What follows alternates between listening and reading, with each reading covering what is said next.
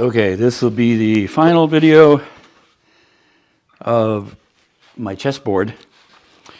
I'm getting ready to cut the pieces to go around the perimeter. Those will be, I'm going to do them all in oak, so it's all looks the same around the edge.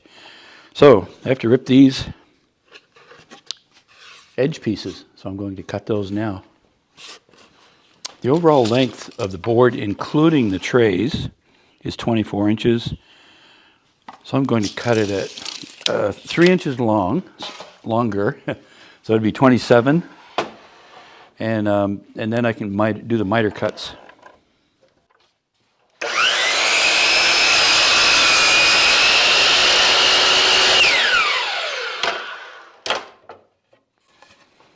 I didn't lock the wheels on my saw. You know, in the last video I talked about making the edge the same height as this piece, but I think I want to bring it here even to the top. I think I like that better. Plus I need a little bit more height to create the tray.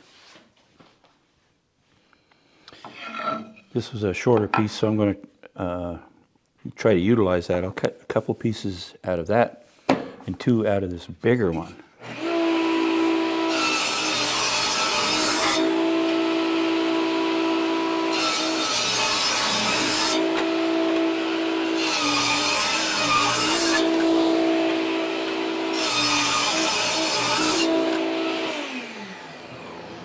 So now I'll run those pieces through the planer. My handy dandy little planer table. I'll just run it through enough to get the edges really smooth.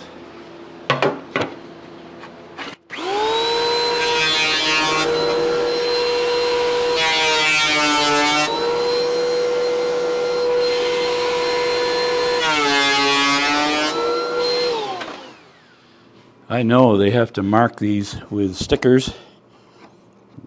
It's not really convenient, especially when the stickers stick so much. All right, I'll have to clean that up a little. I guess I'll put that to the inside because it's sticky right there. All right, let's do this. Shrink up my table a little.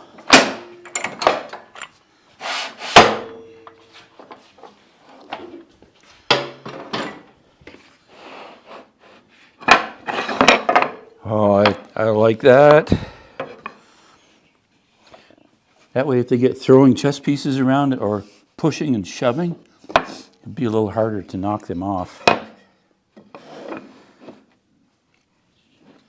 So I'll start with mitering the corners. I'm starting with a shorter side, the end basically.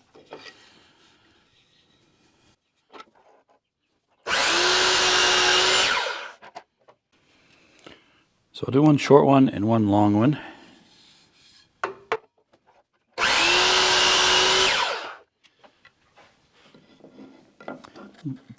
This is a little different assembly than building a flower planter or something, because there are so many steps that you do and then you have to wait for them.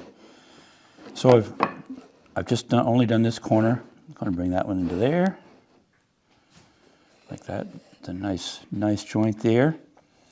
So I'll leave it like this, and then I'll make a mark and I'll sneak up on the next one.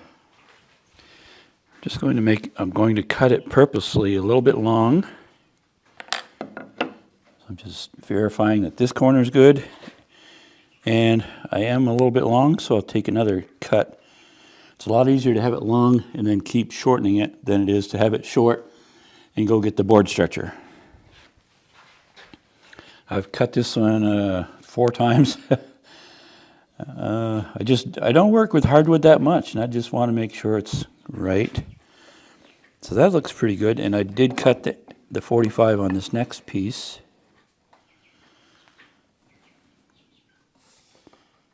Very good. Okay, so that's all set. there. Now I'll come over to this corner. Make a mark on this one. And it is long.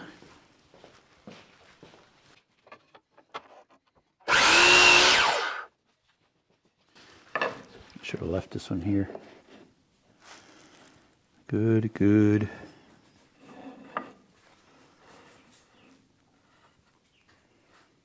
Tight there.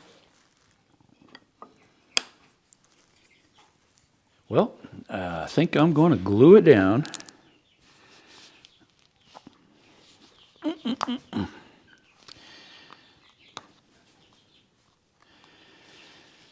I guess, let's see. I've been trying to think of the best way to do this. Probably set it like that.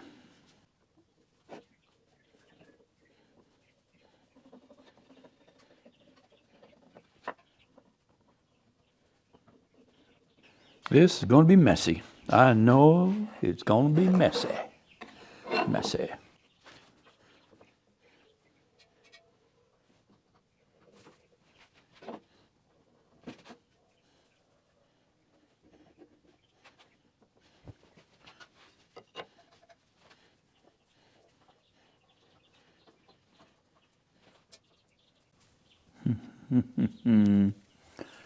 Oh yeah. I got enough. It's going to squirt out everywhere, I think.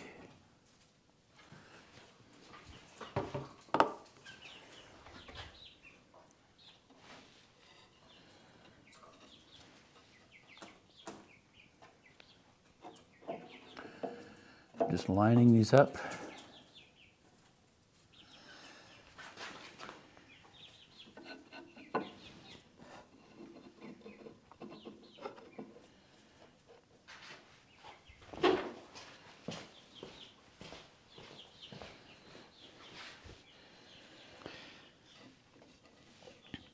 This table saw seems to be the best thing I've got for something that will loosen up afterwards. So I had to go pick up a strap.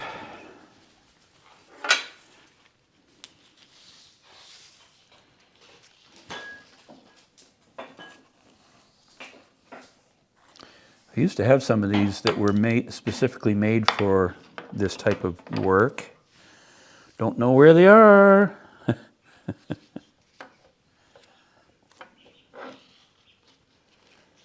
Okay, let's turn that over.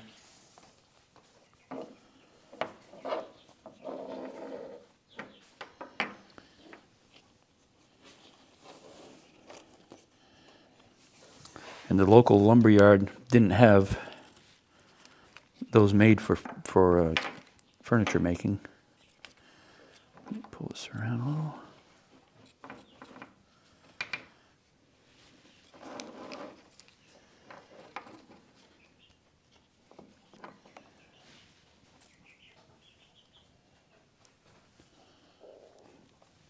Those joints are looking good.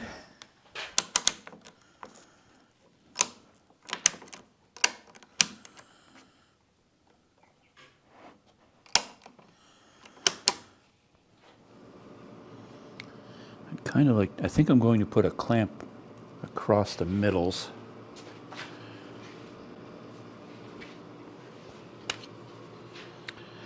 I think I'll run a pipe clamp the long way.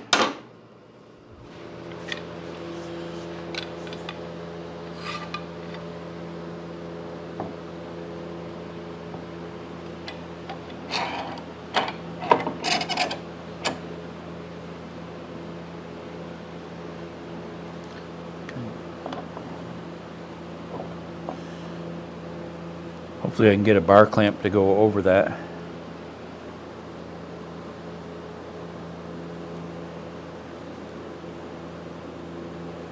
Good, good, good, good, good.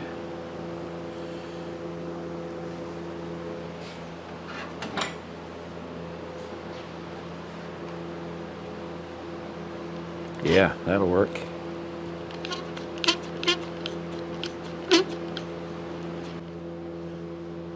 Why not? I'll put another one right here.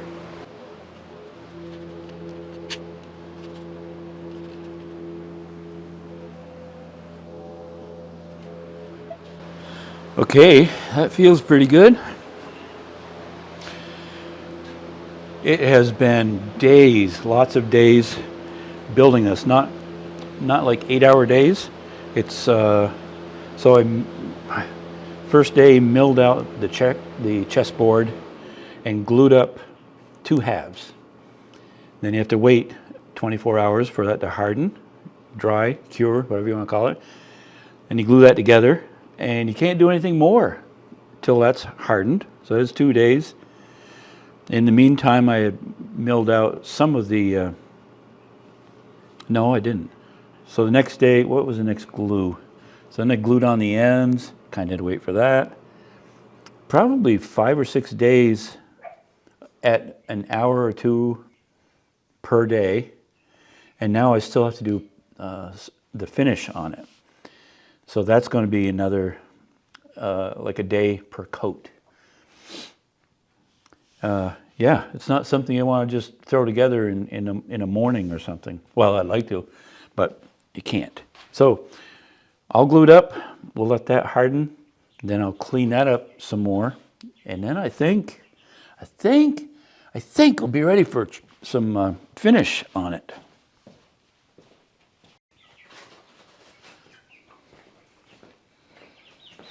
All right, I waited 24 hours.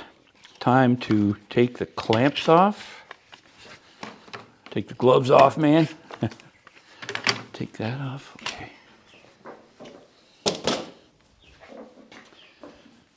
Pipe clamp.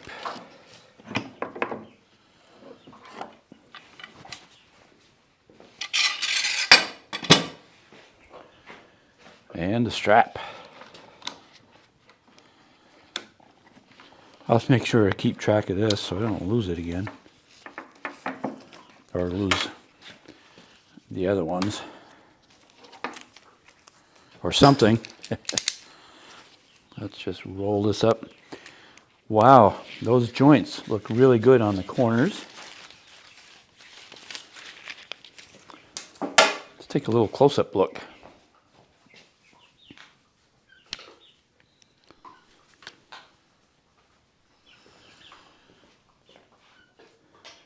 Nice and tight. Tight. I like that. So I had put some sawdust in to just cover up any imperfections along the edge. So I'll clean that all out, get any glue residue off. I used a piece of wood and a rubber mallet, just a couple taps, and it loosened right up.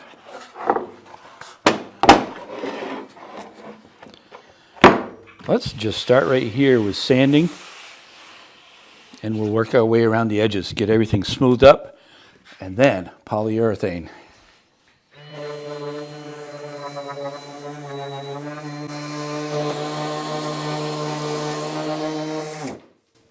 Story time.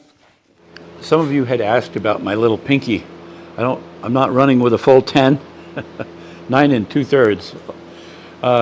This was not carpentry. No, it wasn't carpentry related. I was, a long time ago, my son Chad, who y'all know, has his own YouTube channel, White Mountain Custom Carpentry, WMCC. Check him out. But anyway, a little ad for Chad. He was about 8 years old or so when we were at home and splitting firewood with a wood splitter. Yeah, wood splitter. He was running the lever. I was loading it as we go, and all of a sudden the thing stopped working. So I had Chad back up. I left it running, and it was on uneven ground, so it was headed uphill a little bit, and the hydraulic fluid had gotten low. So I picked it up and backed up, and when I did, I stepped into a hole, and I run to re-grab, and I grabbed the wedge of the wood splitter. And when I set it down, it was enough to activate. It had enough hydraulic fluid it came and it just kind of popped the tip of my finger off. And so I had gloves on. The glove was over, glove and fingertip was over in the snow. Went and picked it up. I told Chad to go get Mom. Got to go to the hospital. And so away we went. And they said they could have tried to sew it back on, but we didn't have insurance at the time. So we opted for a $5,000. That was 30 plus years ago that I did that. And rather than try to sew it on and maybe work, maybe not work, we just went with this. And it's been fine. All right, so it's great that I mess with my grandkids. Ah, my eye, What a joker. Anyway, let's get back to sanding. Sorry for the interruption. I changed over to a 120 grit just to work a little bit quicker.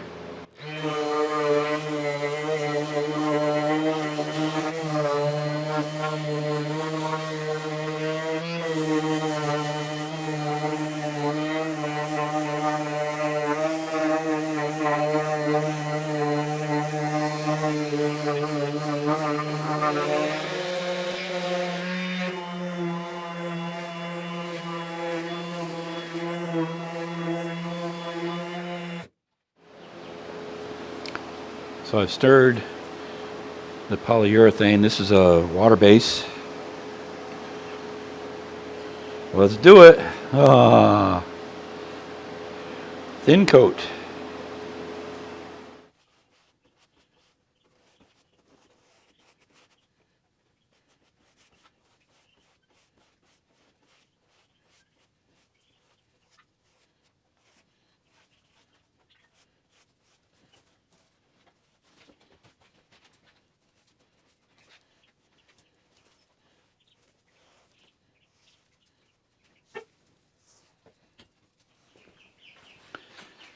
All right, first coat done.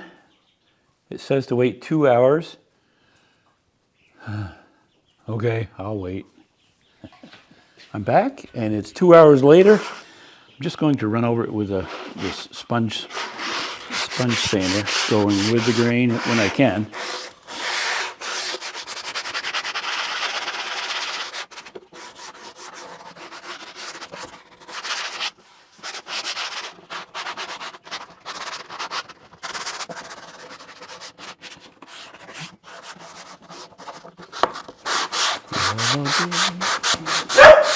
Hey, what are you barking at?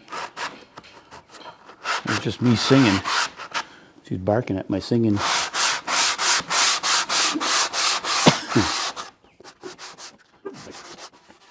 Just wipe that off with a rag and put the second coat on. And second coat.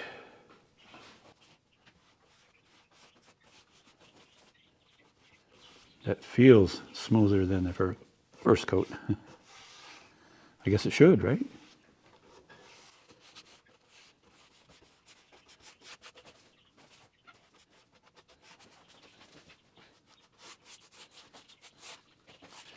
I'll be putting felt underneath, so I'm not too worried about finishing the bottom.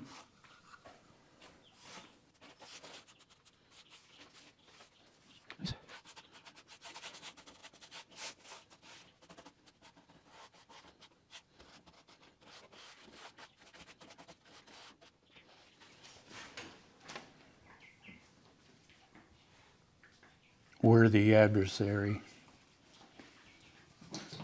I don't know what to do. He's already got me. So I don't know what to do. I guess I'll leave it. Anyway, this has been a really fun project. I really enjoyed it. Thanks for watching. Hey, if you're not a subscriber, I hope you will subscribe. Hit the like button, leave a comment, and share it with others. I would appreciate it. Thank you very much.